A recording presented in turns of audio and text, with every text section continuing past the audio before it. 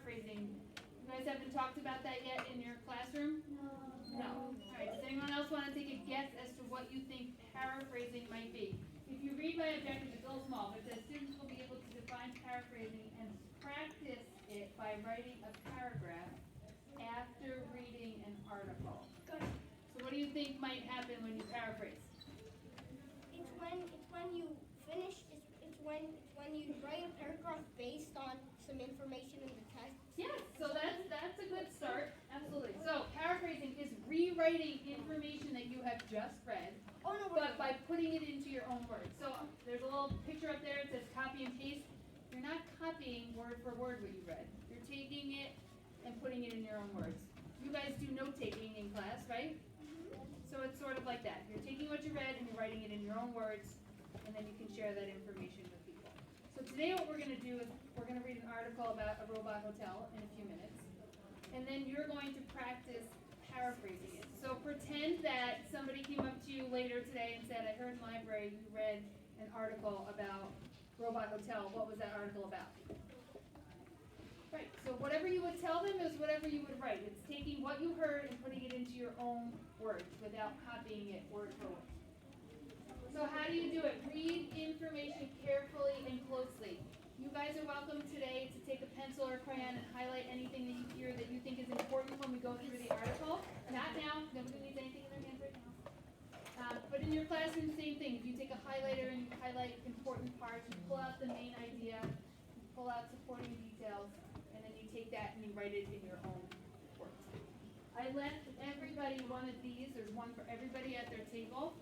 It's a little checklist. So when you are writing your paraphrase later, go through this and make sure that you have done these. So it's putting the text into your own words.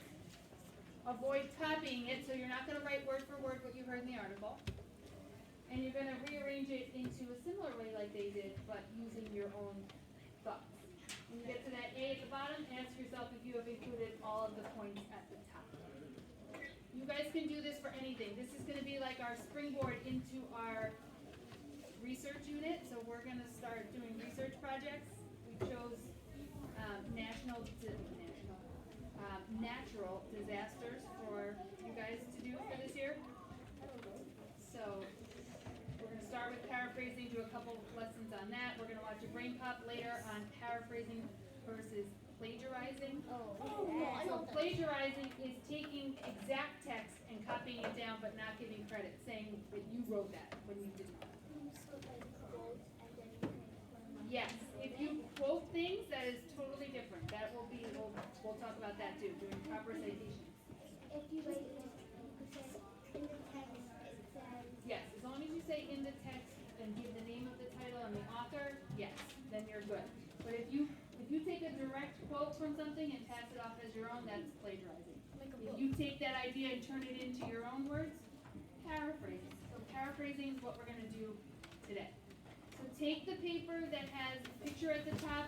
It says, welcome to the Robot Hotel. I'm going to read that out loud to you. You guys follow along.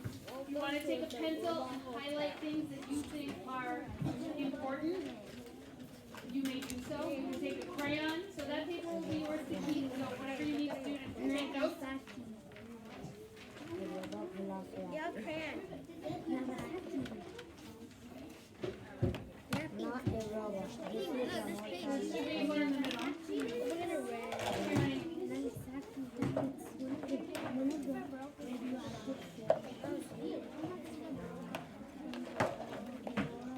All right, guys, stop, look, and listen. Okay. After I read this, we're going to practice writing down our thoughts on what we just heard.